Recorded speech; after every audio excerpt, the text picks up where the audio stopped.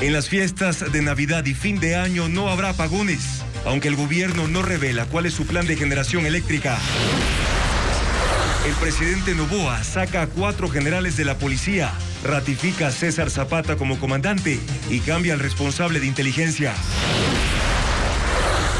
El BIES reduce a la mitad los aportes necesarios para acceder a un crédito quirografario y permite a los jubilados endeudarse 50% de sus ingresos. 10 artistas dan vida y color a las paredes en Socio Vivienda 3, uno de los sitios más peligrosos de Guayaquil. 15 de los 137 rehenes en poder de milicianos de Hamás en la Franja de Gaza han muerto, según el ejército de Israel, que retiró su equipo de negociaciones de Qatar. Las fiestas de Quito impulsan el negocio de las chivas. Los carros llegan a la capital desde Baños de Tungurahua, El Carmen, Manabí y otras 3 ciudades.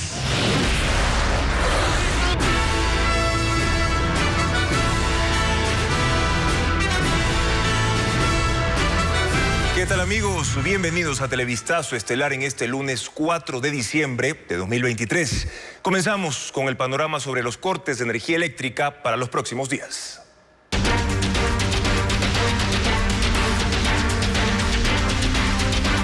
Energía. ¿Cuál es el plan ahora?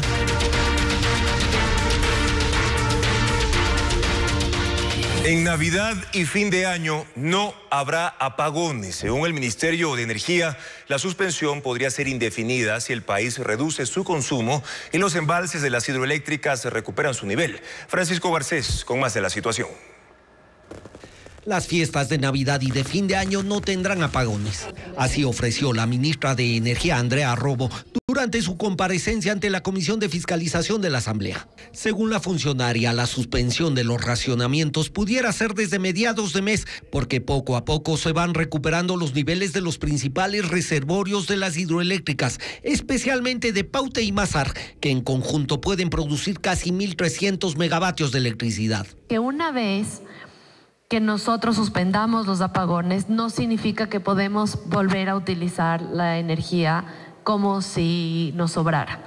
Mientras la ciudadanía esté comprometida en mejorar el manejo de la demanda que tiene, nosotros podemos alargar el plazo de suspensión de los apagones hasta que vuelva la época de lluvias. El plan inicial es que no haya apagones hasta enero, pero esa medida pudiera ser indefinida solo si el consumo eléctrico del país se reduce. Por lo pronto, y a diferencia de las semanas anteriores, este lunes no hubo cortes de electricidad. Sucede gracias a que en las últimas horas han mejorado los caudales de varios ríos del país, pero no es una condición permanente y el Ministerio de Energía trabaja en una nueva planificación para definir cómo serán los racionamientos de los próximos días. Por lo pronto, esta semana habrá apagones entre el martes y el jueves en los horarios definidos por cada empresa distribuidora. Falta por definir si se extenderán al viernes y al fin de semana. Eso dependerá de las decisiones que tome el gobierno, que se concentra en aumentar el nivel de los embalses de las hidroeléctricas del Austro, apagándolas el mayor tiempo posible para ahorrar agua, especialmente en Paute y Mazar. El embalse de la primera está en 1.983 metros de altura y solo ha crecido 1 metro en los últimos 17 días y está al 49% del nivel máximo al que podría operar. Mientras que el nivel del embalse de Mazar está en 2.124 metros de altura, 5 metros más de lo que estaba hace 17 días, pero llegando solo al 28% de su capacidad máxima de almacenamiento de agua. Coca-Codo Sinclair, que es la principal hidroeléctrica del país, está funcionando en mejores condiciones debido a un aumento en el caudal del río Coca en el oriente. Por eso, esa central produce el 46% de la energía hidroeléctrica del país. Y el incremento del costo de la energía que se compra a Colombia preocupa al gobierno y es uno de los cuestionamientos de la ministra de Energía a la forma en la que manejó el régimen anterior la crisis. Patricio Díaz con más detalles. La ministra de Energía fue directa y cuestionó al anterior gobierno. Dice que frente a la crisis energética recibió informes sin sustento técnico, estadísticas sin firma de responsabilidad. Y lo que ha encontrado en estos 7 días de posesionada la alarmó aún más. El pasado régimen no concretó acciones, como el ofrecimiento de 96 megavatios para diciembre en un contrato de emergencia. Tampoco las distribuidoras eléctricas, que iban a conseguir más de 495 megavatios, pudieron llevar a cabo ese plan. Nos encontramos en un sector en terapia intensiva. Es un sector con racionamientos de energía y sin ingreso de nueva generación. No tenemos a corto plazo ninguna solución real basándonos en las soluciones que la administración anterior planteó que existirían. La ministra informó que en 2022 el país superó el estiaje con lo justo, mientras el gerente de SELEC entregó a la Comisión de Fiscalización al menos 7 oficios que había remitido a varias autoridades en los que informaba las necesidades y urgencia de acciones por el estiaje. La preocupación del nuevo gobierno también se dirige a la compra de energía a Colombia. Según la ministra, hay un incremento alarmante de las tarifas que se pagan a ese país. Un incremento del 35%, por eso buscará una reunión con el ministro encargado del sector en Colombia. No puede entrar en un conflicto político de abusar en el precio de la electricidad.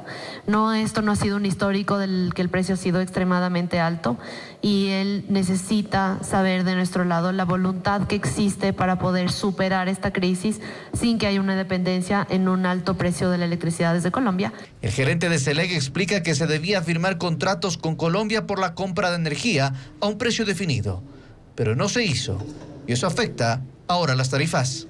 Cuando pudimos contratar generación de emergente a 7 centavos de dólar, señora presidenta. ¿Cuánto pagamos a Colombia? 60.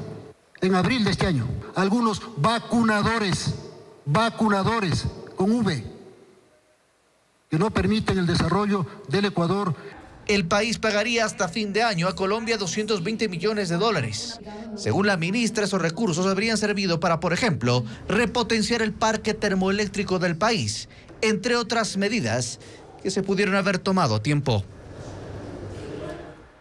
La vicepresidenta de la República, Verónica Abad, fue nombrada oficialmente embajadora extraordinaria ante el Estado de Israel y deberá iniciar su labor en la oficina de Tel Aviv de Ecuador el 10 de diciembre. Así lo establece el decreto ejecutivo firmado hoy por el primer mandatario, Daniel Noboa. En el documento también se señala que la Cancillería se va a encargar de realizar los pagos necesarios para el cumplimiento de esa misión en Israel.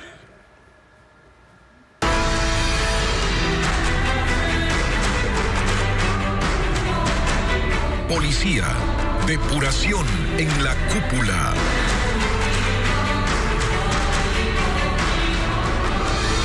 El presidente Noboa ratificó al comandante de la policía, César Zapata, y aceptó la renuncia de 4 generales. Los cambios ocurren tras 11 días de análisis. El gobierno se tomó 11 días para ejecutar los cambios en la cúpula policial. Este lunes, el presidente Daniel Noboa, mediante decreto ejecutivo número 60, ratificó en el mando al general César Zapata, designado por su antecesor Guillermo Lasso el pasado 7 de octubre. En el mismo decreto aceptó la renuncia de 4 generales de los 16 que integran el mando institucional.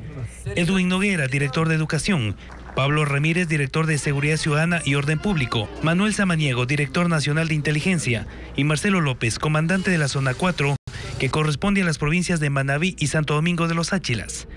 Con estos cambios, el gobierno pretende realizar una reestructuración de la policía, especialmente en la Dirección Nacional de Inteligencia. Esta dependencia es considerada una de las más estratégicas para la lucha contra el crimen organizado. Sobre los cambios en la cúpula policial, la ministra de Gobierno, Mónica Palencia, dijo este fin de semana que conoce los riesgos que corre al cambiar a los generales, pero que los asume. El nuevo mando de las Fuerzas Armadas hará cambios en los comandos operacionales y en las unidades estratégicas tras la salida de los 9 oficiales de alto rango. Paul Romero con un nuevo informe. Este lunes, la nueva cúpula de las Fuerzas Armadas se presentó ante sus subalternos en el Ministerio de Defensa.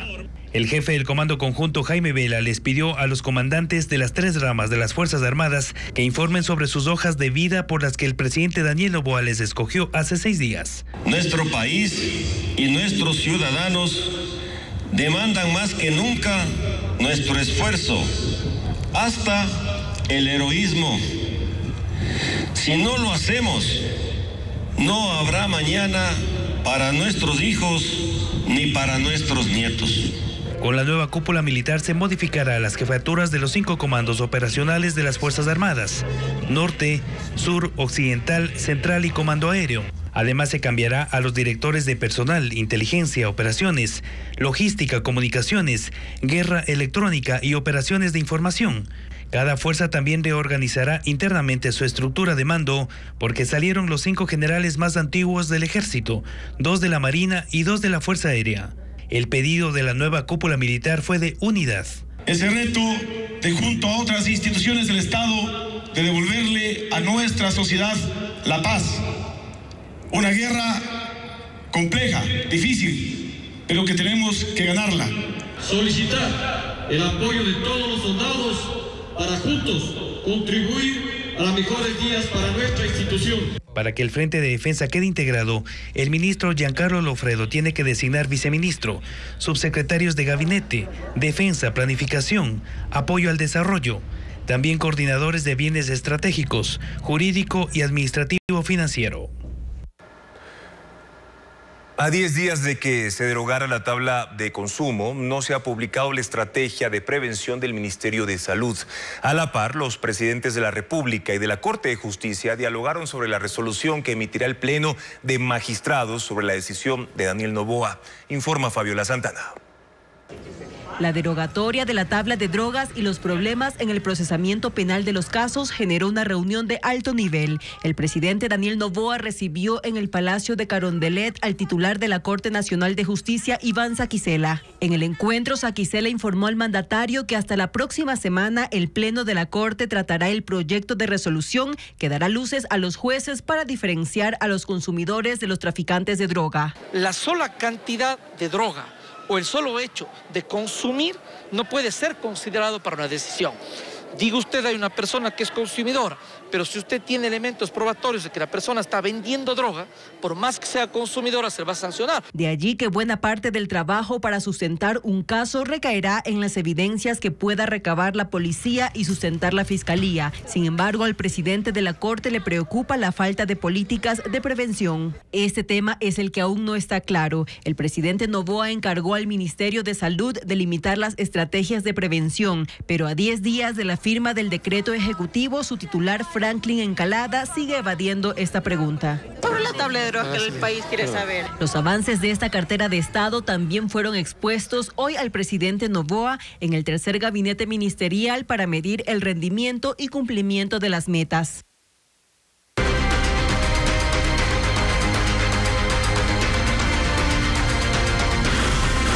Ley económica. Los parches de Noboa.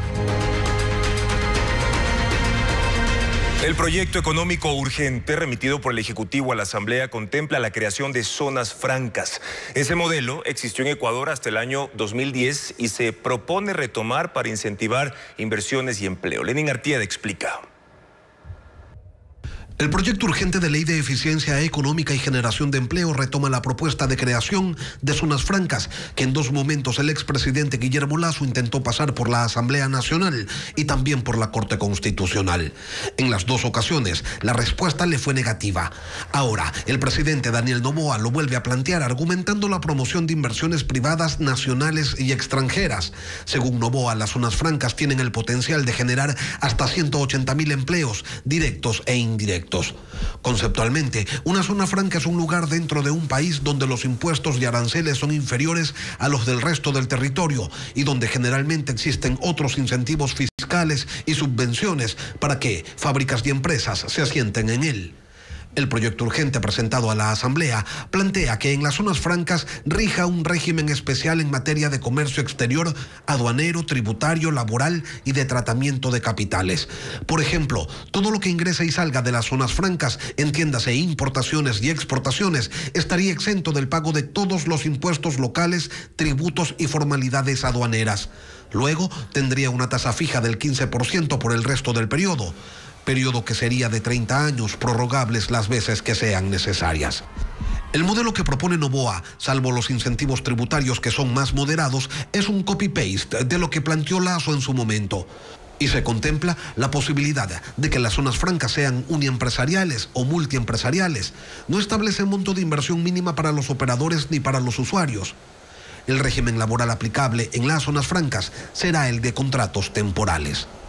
En el Ecuador, el modelo de zonas francas estuvo vigente desde 1991 hasta el 2010, cuando fueron reemplazadas por las zonas especiales de desarrollo económico, bajo el argumento de que las zonas francas no cumplieron con el objetivo de atraer nuevas inversiones. Con las sedes, tampoco llegaron los capitales. Hoy, hay 3 zonas francas que sobreviven en el país: los aeropuertos de Guayaquil y Quito y el teleférico de la capital de la República. Los gremios empresariales señalan que el modelo ha dado resultados en otros países, pero que eso ha sido gracias a una normativa clara y sencilla. Un nuevo régimen de alianzas público-privadas se propone en el proyecto de ley de eficiencia económica que es analizado en la Asamblea Nacional. Plantea la creación de un comité que establecerá los lineamientos para ejecutar los proyectos. Arena Bermeo lo explica. En el segundo libro del proyecto de ley de eficiencia económica y generación de empleo se establece un nuevo régimen de alianzas público-privadas. Con el nuevo sistema se firmarían contratos a largo plazo con empresas nacionales o extranjeras para financiar obras que el Estado no puede pagar. El financiamiento de la empresa privada puede ser parcial o total, pero en la propuesta se enfatiza que en ninguna circunstancia se tratará de una privatización. La iniciativa del régimen establece 3 ámbitos en los que se aplicarán estas alianzas: infraestructura, servicios públicos y servicios estratégicos. La principal diferencia con la ley vigente es la creación del Comité Interinstitucional de Asociaciones Público-Privadas, que tendrá 5 miembros, representantes del presidente de la República y de los ministerios de Comercio, Economía, Transporte y Obras Públicas y la Secretaría de Planificación.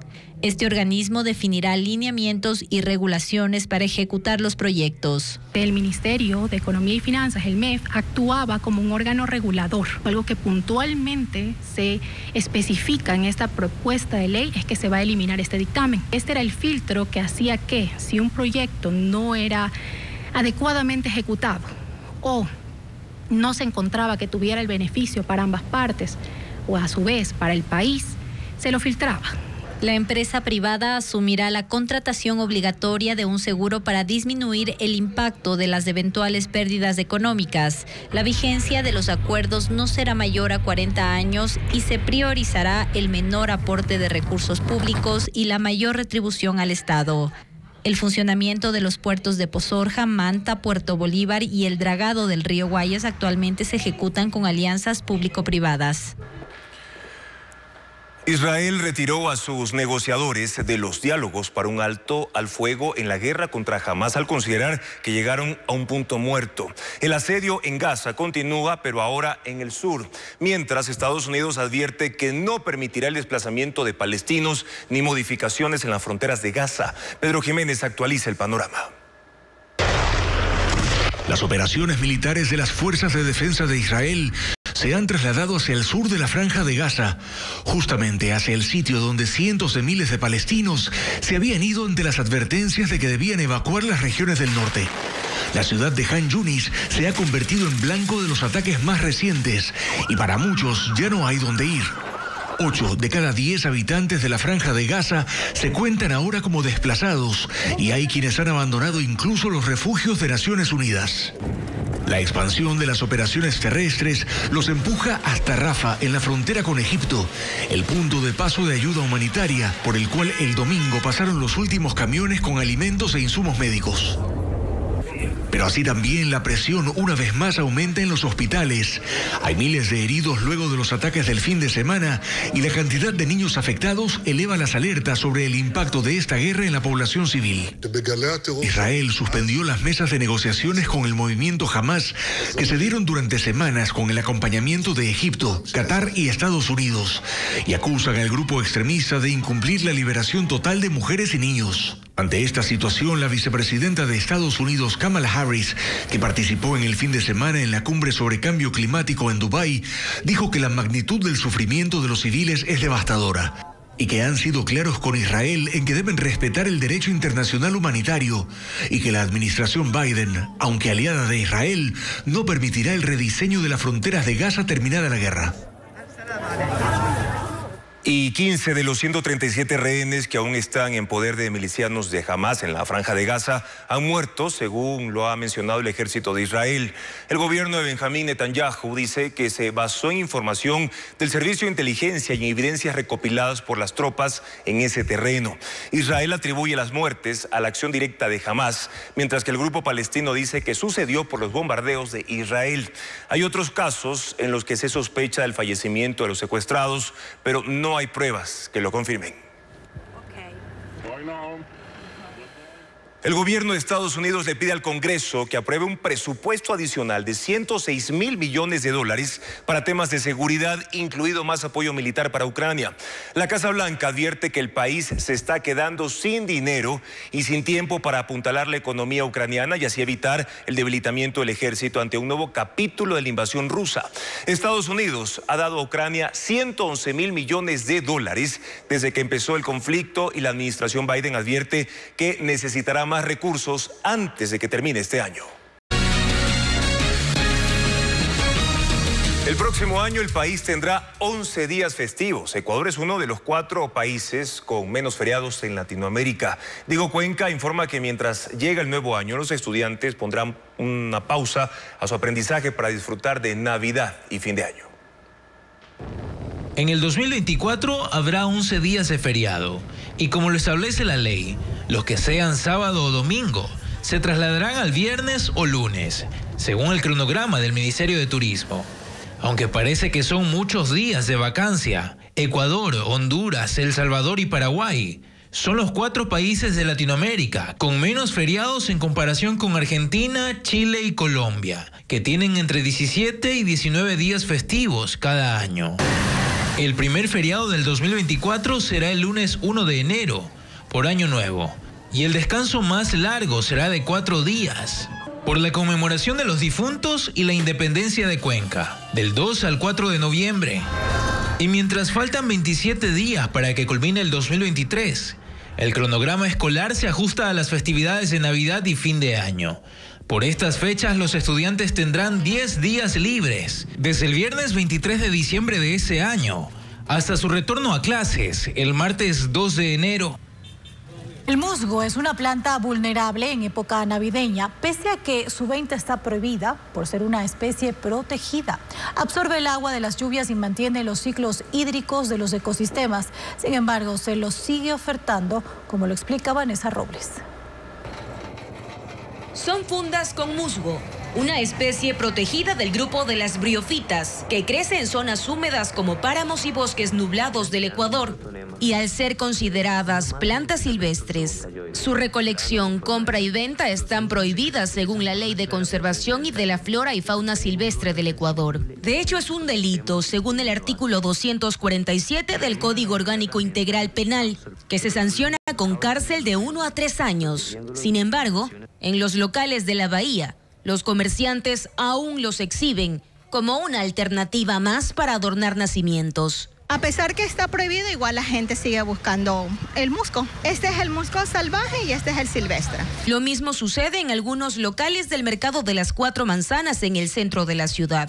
Hay quienes lo ocultan y lo sacan solo cuando el cliente lo pide. El desequilibrio que ocasiona al ecosistema cuando se adorna con musgo el pesebre es más significativo de lo que parece, pues al retirarlo del suelo, aumenta la erosión, disminuye la humedad del bosque y provoca la pérdida del hogar de cientos de invertebrados. Absorben el agua que cae de la lluvia y la liberan poco a poco para el mismo bosque. Pueden almacenar bastantes veces su peso en seco, desde el 5% hasta el 25%. Su extracción ilegal también interrumpe el proceso de transferencia de sustancias nutritivas entre plantas. En Ecuador se han registrado 950 especies de musgos. El año anterior se decomisaron 982 kilogramos de musgo y bromelias, siendo Guayas y Pichincha las provincias en las que se registró el mayor número de incautaciones. Por primera vez en la historia, la salud pública y los riesgos causados por el calentamiento global fueron el tema central de la Cumbre Climática de Naciones Unidas COP28. Líderes hablan de un vandalismo ambiental por la adicción al petróleo, gas y el carbón también. Pese Granja con las discusiones en esa cita. 7 millones de habitantes mueren anualmente en el mundo a causa de la contaminación del aire. Son cifras de la Organización Mundial de la Salud, expuestas en la Conferencia de Cambio Climático de Naciones Unidas, COP28, que se realiza en Emiratos Árabes hasta el próximo 12 de diciembre. Una discusión que se escucha por primera vez en la historia de esta cumbre. Así se colocó a la salud pública como un eje prioritario para protegerla del calentamiento global. The G20. Emisiones récord, incendios feroces, sequías mortales y el año más caluroso de la historia. Se puede cambiar las cosas y la energía renovable es buena para el planeta, nuestra salud y las economías. Proyecciones aseguran que las temperaturas globales seguirán aumentando, por lo que la ONU necesitará más fondos para atender los retos sanitarios con olas de calor cada vez más constantes y peligrosas, y la propagación de enfermedades como la malaria y el cólera. Los patrones climáticos cambiantes impulsados por la actividad humana y la quema de combustibles fósiles contribuyeron a un número récord de brotes de cólera y ampliando la variedad de mosquitos que portan dengue, chikungunya, zika y la fiebre amarilla, a lugares que nunca antes se habían ocupado de ellos. Estados Unidos y la Unión Europea anunciaron contribuciones por alrededor de $400 millones para los países con menos recursos, que sufren los impactos del cambio climático. Pese a ello, organizaciones de lucha contra el calentamiento global dijeron que esa cantidad es insuficiente para cubrir los costos de los estragos causados en el mundo. Se calcula que más de 3.300 millones de personas en el planeta son vulnerables a los efectos del calentamiento global. Una tormenta de nieve caotizó varias ciudades del centro de Europa. Provocaron cancelaciones de vuelos y problemas de tráfico de trenes durante el fin de semana. En Alemania, el aeropuerto de Múnich reanudó completamente sus actividades hoy lunes, tras verse obligado el sábado a cancelar vuelos por las fuertes nevadas en el sur del país. El domingo el tiempo continuó haciendo estragos, por lo que 2/3 de las rutas aéreas seguían suspendidas. La estación central de trenes de Múnich también sufrió por el clima extremo y suspendió sus servicios hasta hoy. Otros aeropuertos de la región, incluido el de la ciudad suiza de Zúrich, también anunciaron retrasos y cancelaciones debido al clima. En Austria hubo interrupciones en las carreteras y conexiones ferroviarias. En la República Checa, varias vías principales del país estuvieron bloqueadas durante horas. Los trenes y el transporte público también sufrieron retrasos y cancelaciones. Además, 15.000 hogares se quedaron sin luz. El norte de Inglaterra también reportó grandes cantidades de nieve el domingo, causando estragos en el tráfico y cortando el suministro eléctrico a cientos de viviendas. En Indonesia se inició la recuperación de los cuerpos de 11 escaladores, víctimas de la gran erupción del volcán Marapi. Otras 12 personas están desaparecidas. Ileana Suárez con el informe. Marapi ha estado en constante actividad desde 2011 y siempre se había mantenido en un nivel 3 de alerta. Pero la tarde del domingo se registró una enorme erupción que sorprendió a los aldeanos e incluso a las autoridades. Unos 75 escaladores habían subido al monte de casi 2.900 metros de altura al momento del estallido. 49 sobrevivieron y lograron descender a salvo. Allí estaban prohibidos los ascensos a la cima. Solo se podía ir a zonas delimitadas de seguridad. Pero muchos deportistas hicieron caso omiso. Los equipos de rescate reportan que hallaron a 12 sobrevivientes con serias heridas. Otros 3 estaban en perfecto estado. También encontraron los cuerpos de 11 deportistas. Hace poco se registró una nueva erupción, menor a la ocurrida ayer, por lo que se mantiene una zona de exclusión de 3 kilómetros alrededor del cráter. Agencias federales y locales de Estados Unidos trabajan para tratar de identificar una enfermedad respiratoria infecciosa canina atípica que incluye síntomas como tos, estornudos, secreción en ojos o nariz y letargo, y que en ciertos casos ha causado la muerte de perros. CNN con el informe. Desde mediados de este año, una enfermedad desconocida está llevando a la muerte a perros en al menos 12 estados de Estados Unidos. Las infecciones respiratorias ocurren todos los años. Lo que pasa es que esta es especial porque no sabemos qué lo está causando. En Washington, Oregon, California, Nueva Hampshire, Rhode Island y Florida, entre otros, se han presentado casos de esta misteriosa enfermedad respiratoria infecciosa entre los perros y que tiene desconcertados a los veterinarios. Y el problema con esta infección es que no sabemos quién es el agente patogénico causándola. Sabemos que los antibióticos convencionales no son efectivos y la única opción que tenemos los médicos veterinarios es terapia de soporte, suero, nebulizadores, pero no tenemos ninguna medicina. Actualmente, científicos, laboratorios clínicos como los de Nueva Hampshire o Washington trabajan a toda marcha para tratar de detectar la enfermedad y así evitar que más perros sigan muriendo. Por ahora, los expertos dan unas recomendaciones básicas para los dueños de estos animales. Evita lugares de alto tráfico canino como los parques de perros, las guarderías si es posible, los lugares de entrenamiento. Y si detecta que el animal tiene tos que le dura más de 2 o 3 días, como dice Marta Sánchez, llévelo al veterinario. Podría tratarse de una infección respiratoria común, pero también podría ser esta rara enfermedad. Una joven latina desarrolla una aplicación capaz de traducir a texto y voz la lengua de señas y viceversa. La herramienta funciona con inteligencia artificial.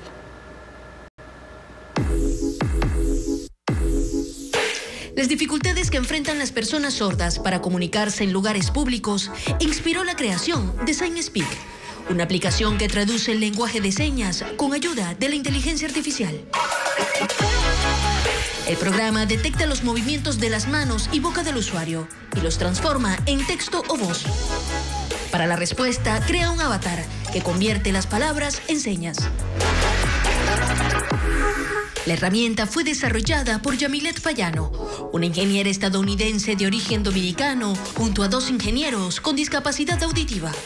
El objetivo es que puedan alcanzar conversaciones fluidas sin un intérprete. La aplicación está diseñada para ser usada en computadoras, celulares y tablets. Aunque por ahora solo está disponible en inglés, el equipo trabaja para que funcione con más idiomas. 3 de cada 10 jóvenes entre 15 y 29 años no consiguen trabajo en Ecuador y la mayoría lo busca en desventaja porque solo terminó el colegio. En otros casos no pudieron hacerlo. Así lo refleja un estudio en América Latina con datos del territorio nacional. Bessie Granja con más información. Isaías es un joven de 26 años que trabaja en la bahía de Guayaquil vendiendo zapatos y telas desde hace 3 años. La última vez que laboró formalmente lo hizo en una empresa camaronera donde tras un accidente laboral se mutiló un dedo de la mano derecha y no recibió indemnización, asegura. No pudo culminar sus estudios secundarios. Yo me comprometí de muy joven, ¿no? Tuve mis hijos y todo y ya, entonces me tuve que dedicar a ellos, sacar hacia adelante a mi familia. Esteban tiene 33 años. En el 2020 laboraba en una empresa que organizaba eventos que tras la pandemia cerró sus puertas. Ante la necesidad se convirtió en un comerciante autónomo y vende ropa en las calles Febres Cordero y Eloy Alfaro, en el centro de Guayaquil. Ecuador es uno de los países de América Latina con más jóvenes que enfrentan desventajas para el acceso al mercado laboral. Entre ellas constan limitaciones educativas y de género. Esto no facilita la obtención de empleos dignos. Así lo concluye un estudio de la organización internacional Ayuda en Acción, realizado en 18 países. Según las estadísticas, en Ecuador, 3 de cada 10 jóvenes entre 15 y 29 años no tienen un empleo, mientras 6 de cada 10 que busca un trabajo no culminó el colegio. En la población femenina joven, estos porcentajes son mucho más amplios. pues se conoce que 5 de cada 10 mujeres en América Latina no logran acceder al mercado laboral. El estudio concluye en que es necesario fortalecer el ingreso a la secundaria con distintas modalidades que revitalicen la formación profesional para elevar las competencias de estos jóvenes.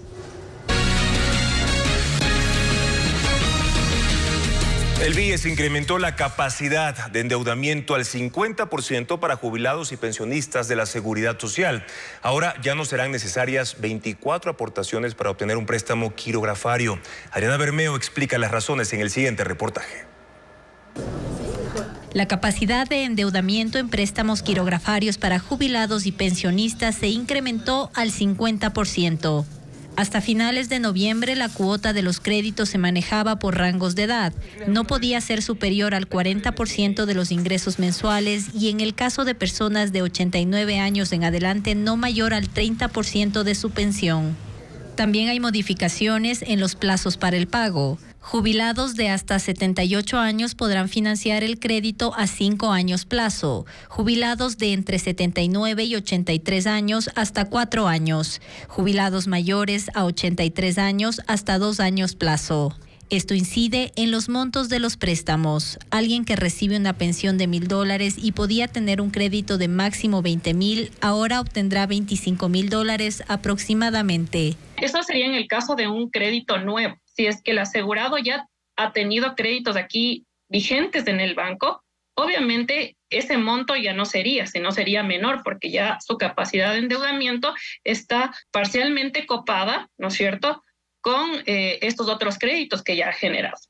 En el caso de préstamos quirografarios para afiliados también hay cambios. Para solicitar el crédito ya no serán necesarias 24 aportaciones seguidas, sino 12. Y si se trata de personas con discapacidad, deberán acreditar solo 6 aportaciones, las cuales no necesariamente tendrán que ser consecutivas. El plazo máximo para el pago se mantiene en 5 años.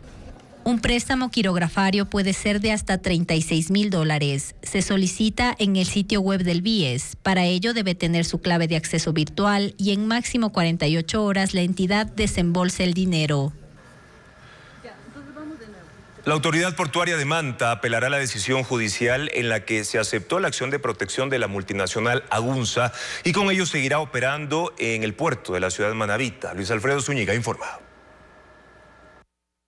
En el tercer intento, se instaló la audiencia para decidir el futuro de la multinacional chilena, Agunza, que tiene a su cargo el puerto de Manta desde hace 7 años. La empresa interpuso una acción de protección alegando que su inversión estaba en riesgo, luego de que la autoridad portuaria denunciara irregularidades en el contrato, como transferencias del paquete accionario y generar pérdidas al Estado. Sin embargo, Agunza seguirá operando el puerto, luego de que el juez Osvaldo Dávila, de la Unidad Judicial Penal Norte 2 de Guayaquil, aceptara la acción de protección con medida cautelar ingresada por la empresa. Tras el fallo, la Autoridad Portuaria de Manta no podrá continuar con procedimientos administrativos internos que ejerzan control sobre el contrato. Además, se ordenó que publique un boletín de prensa donde aclare que no existió incumplimiento alguno de la multinacional. Pero la Autoridad Portuaria respondió que la decisión era antijurídica y apeló para que la Corte Provincial del Guayas conozca la causa. El puerto fue delegado a Agunza en diciembre de 2016 y el contrato se extiende por 40 años.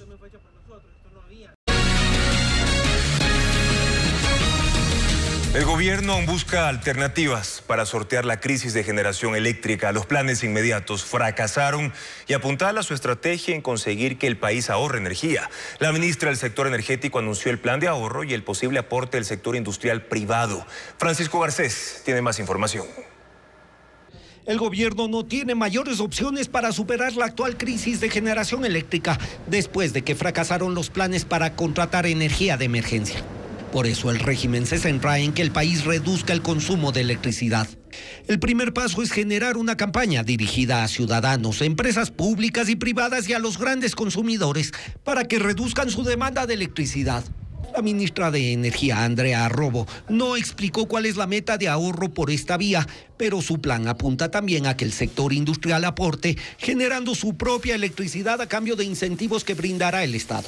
Y el gobierno finalmente prevé iniciar un programa de eficiencia energética con el apoyo del BIDI financiado por las distribuidoras eléctricas para cambiar electrodomésticos de alto consumo por otros más modernos y eficientes. Estas serían las únicas acciones que podrían aplicarse durante el actual estiaje, en espera de que las lluvias mejoren los caudales de los ríos y las hidroeléctricas puedan aumentar su producción, porque no habrá tiempo para contratar nueva generación durante la actual sequía que duraría hasta marzo o abril, aunque ya se piensa en la que vendrá el próximo año. Hemos ya planteado el inicio de procesos de contratación para nueva generación, especialmente porque sabemos que en el 2024 también el estiaje va a ser bastante fuerte. Las empresas que brindaron soluciones o perspectivas de soluciones antes no son las únicas y que hay más alternativas y sobre todo mejores ofertas que abarquen todas las dimensiones que tiene que pasar un proceso público y transparente. Por eso el plan del gobierno será que una vez que se supere la crisis actual,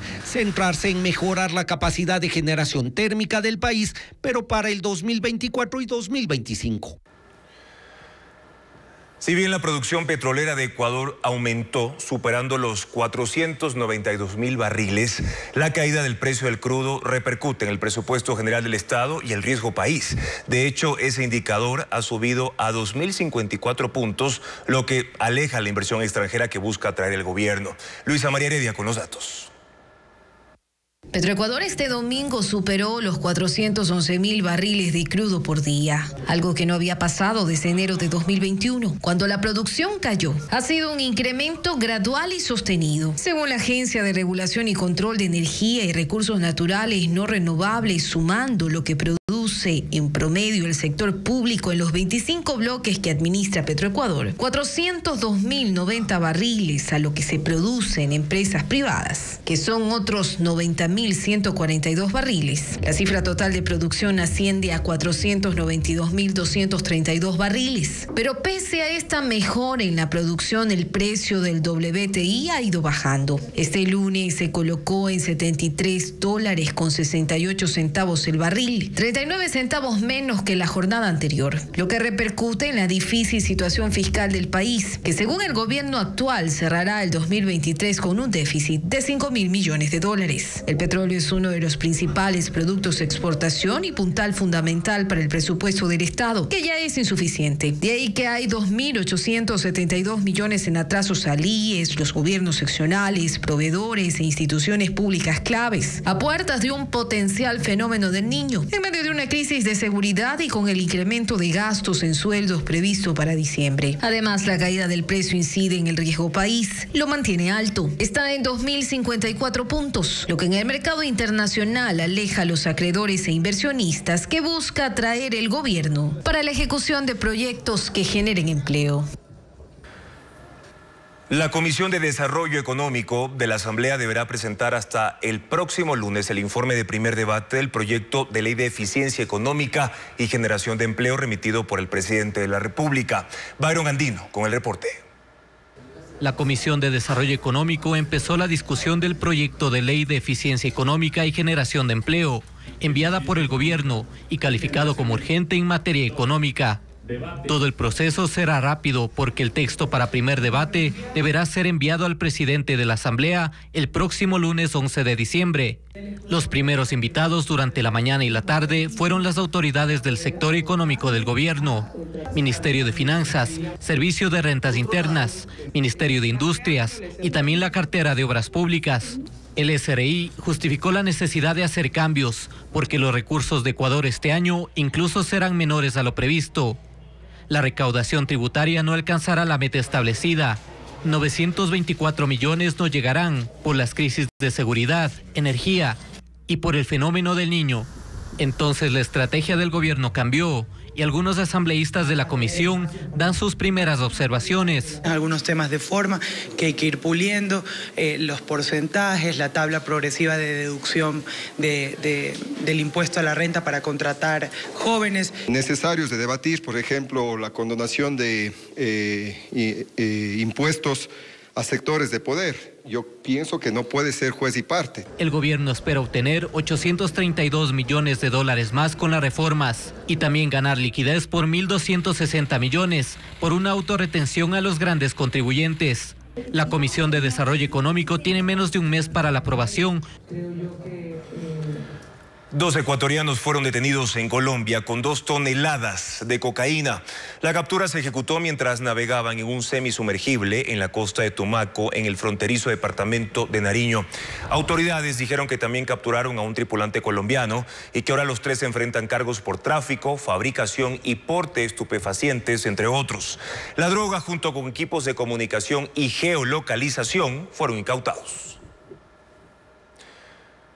En Guayaquil hay conmoción por el asesinato a tiros del docente de un colegio público cuando iba a casa. El crimen motivó que el gremio de educadores se reúna con el gobernador del Guayas en busca de seguridad. Diego Cuenca con el informe. Galo Simón Balseca fue el docente de 56 años, al que asesinaron a tiros dentro de un bus de la línea 132, que circulaba el viernes en Monte Sinaí, en el noroeste de Guayaquil. Según testigos, los criminales eran jóvenes que vestían uniforme de colegio. La víctima fue atacada cuando se dirigía a su casa, luego de salir del plantel Leonidas García, que se ubica en la vía Adaule, donde la mañana de ese lunes alumnos y profesores mostraron luto por su compañero, que tenía 20 años en la docencia. El crimen motivó que el gremio de educadores se reúna con el gobernador del Guayas para denunciar que 120 profesores son víctimas de extorsión y amenazas por parte de estudiantes. Por eso piden al Distrito de Educación que los trasladen a otros planteles. Nuestro compañero fue vil y cobardemente asesinado. El delito de él fue reclamar a los estudiantes que tengan un mejor comportamiento y que por lo tanto le iba a informar al DES y las autoridades de la situación violenta que había él parado. Solo una profesora se atrevió a presentar la denuncia en la fiscalía, porque teme ser la próxima víctima. Son padres de familias que pertenecen a cosas que no están debidas y entonces amenazas de que me iban a quemar viva, que me iban a arrastrar, fueron hasta con armas y todo. El gremio también reclamó por la falta de policías en los planteles. Esta mañana un hombre fue asesinado en el puerto pesquero de Esmeraldas. Según testigos, el atacante irrumpió en el establecimiento a bordo de una moto, se dirigió hasta una bodega y disparó. Un comerciante de mariscos resultó herido en medio de la balacera y fue trasladado a un hospital donde está internado. Se trata de la segunda balacera ocurrida en el puerto artesanal en este año. En abril fueron asesinados 9 pescadores. Entre la noche y madrugada de hoy, 6 personas han sido asesinadas en el norte y sur de Guayaquil, mientras que en Manta una balacera fuera de un centro comercial causó alarma entre los usuarios y dejó un agente de tránsito herido. Melin Ochoa con el resumen de esos hechos. Esta es la calle 36 entre Rosendo Avilés y Augusto González en el suburbio de Guayaquil. Ahí 6 personas jugaban naipes aproximadamente a las 6:30 de la tarde de este domingo, cuando 2 hombres en moto llegaron y dispararon en 12 ocasiones. 2 mujeres y un hombre huyeron, pero el resto murió. Una de las víctimas tiene antecedentes penales por tentativa de sicariato. 7 horas después, en la parroquia Pascuales, norte de la ciudad, 3 hombres fueron baleados cuando conversaban al pie de una vivienda. Según información preliminar, 6 sicarios a bordo de motos arribaron a la zona y dispararon 25 veces. 2 horas después, a las 3 de la madrugada, en la isla Trinitaria, en el sur, la policía halló la cabeza de un hombre dentro de una mochila. A unos 500 metros, bajo el segundo puente de la vía perimetral, encontraron el cuerpo. En Manta, provincia de Manabí, a las 4:30 de la tarde de ayer, hombres en camioneta atacaron a tiros a un grupo de agentes de tránsito afuera del centro comercial de la avenida Malecón. Uno de los uniformados recibió 6 disparos y quedó herido. Uno de los proyectiles también alcanzó al conductor de un taxi. Durante la balacera, decenas de usuarios se refugiaron en el establecimiento. En esa zona siempre hay un intenso tráfico vehicular y peatonal, ya que hay hoteles, restaurantes y otros locales.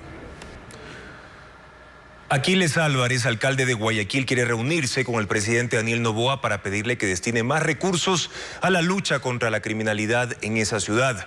El Cabildo aportará con cerca de 70 millones de dólares para seguridad el próximo año.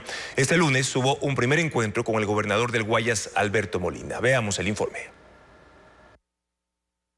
Luego de que el municipio de Guayaquil se quejara públicamente de la cancelación a última hora de la reunión agendada para las 8 de la mañana de este lunes entre el alcalde Aquiles Álvarez y el gobernador del Guayas, Alberto Molina, para revisar las estrategias e inversión en seguridad ciudadana, la cita finalmente se dio. Fue en el despacho de Álvarez, a puerta cerrada. Participaron los directivos de la empresa pública municipal de seguridad, quienes expusieron estadísticas referentes a la ola de criminalidad que azota la urbe y proyectos complementarios para la reconstrucción del tejido social. Este fue el primer encuentro de coordinación entre autoridades locales tras la designación de Molina. El pedido para tener una reunión con el señor gobernador es para que conozca la data que manejamos con nuestro centro de inteligencia, la inversión que hace el municipio de Guayaquil para intervenir directamente contra la inseguridad. La inversión en materia de seguridad este 2023 fue de 78.3 millones de dólares. Para el 2024 se han presupuestado 69.5 millones más, lo que da un total de 147.8 millones de dólares. Pero no es suficiente. Por eso el alcalde le pidió a Molina que gestione una reunión con el presidente Daniel Noboa, a quien días atrás criticó por quitarle la competencia del quinto puente, para solicitarle más recursos. El gobernador va a hacer la gestión para hablar con el presidente de que se necesitan muchos más recursos para luchar en Guayaquil. El presidente igualmente,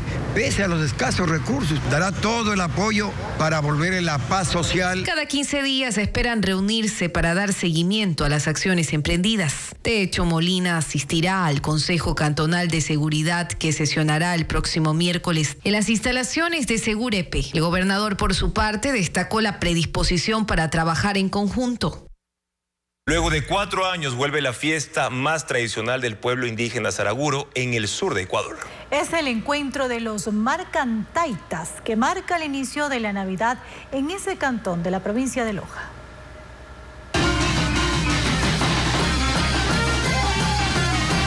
Los tambores, acordeones y violines resonaron en el cantón Saraguro con el encuentro de los Marcantaitas, una de las manifestaciones culturales más destacadas de este pueblo y que se realiza previo a la Navidad. Las rondas salieron desde las comunidades de Quisquinchir, Ñamarín, Las Lagunas y Tenta, caminando por 8 kilómetros hasta el centro de la urbe, cada una liderada por su Marcantaita que vistió el traje típico de Saraguro.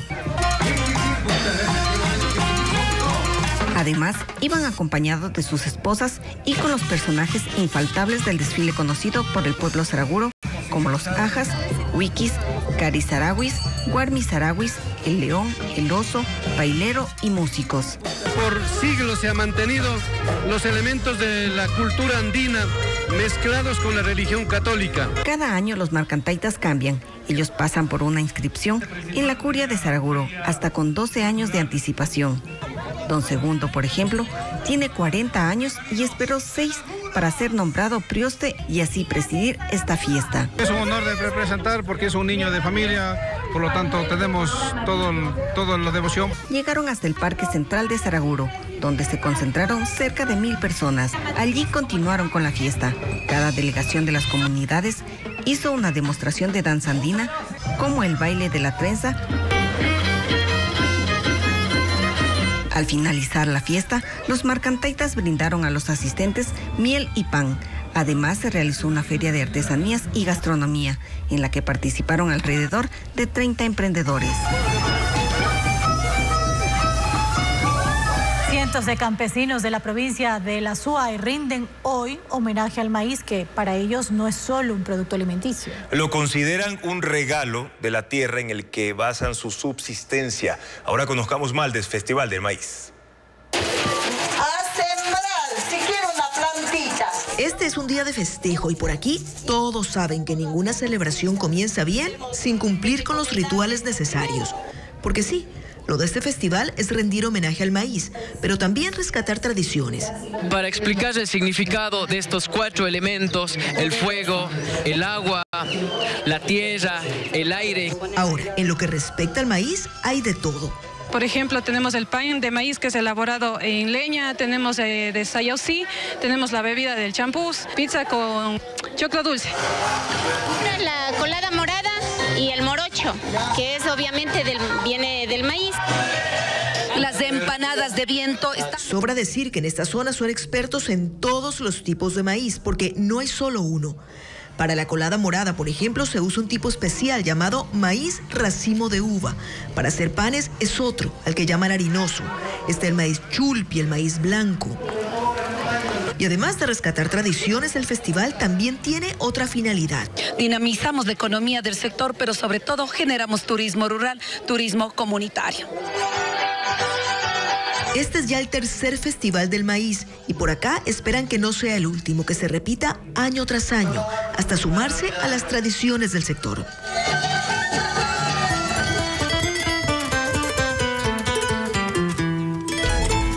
Quito, 489 años. ¿Y qué más, Bev? Las tradicionales chivas se caracterizan por sus colores vivos y también por la decoración original que se utiliza para sus paseos. Sobre todo en tiempos en que Quito se enciende por sus fiestas. Elaine Sánchez indica que estas tuvieron sus inicios en las costas de Colombia, Panamá y Ecuador. Música a todo volumen, canelazos y diversión entre amigos hicieron de las chivas un elemento infaltable en las fiestas de Quito.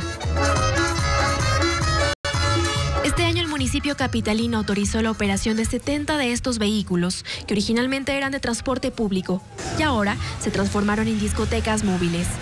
Nosotros los que somos quiteños, fiesta de Quito no es fiesta si es que no hay una chiva. Debido a la demanda de los fiesteros, es necesario traerlas de otras ciudades.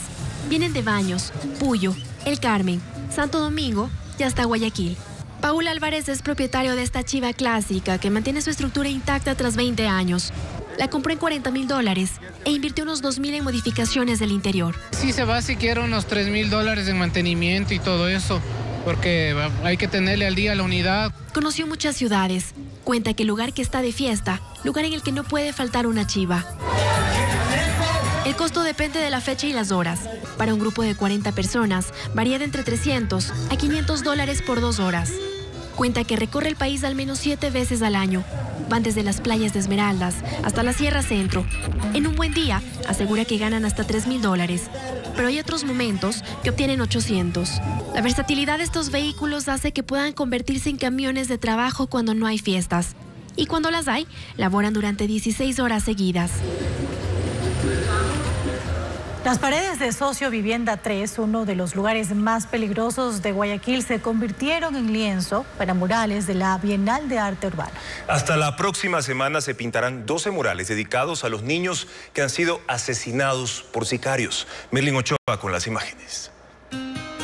En Sociovivienda 3 noroeste de Guayaquil, artistas dan vida y color a las paredes de cemento. Estos murales son parte de la segunda Bienal de Arte Urbano denominada Haciendo Calle, una iniciativa que busca utilizar el arte como una herramienta de transformación social.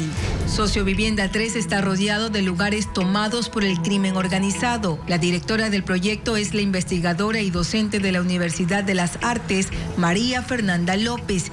Indica que se pintarán 12 murales para rendir tributo a todos los niños asesinados en medio de la guerra criminal que existe entre mafias del narcotráfico. Todos los artistas han leído las cifras de los niños que han muerto y estos muros son una reflexión y un tema de memoria sobre las infancias, la importancia de cuidar a nuestras niñas y librarlos de la violencia. Ecuador, Colombia, Perú y Uruguay son los países participantes en esta bienal con enfoque comunitario. Es una apuesta por la descentralización de la cultura, pues los murales son una vitrina de difusión del arte.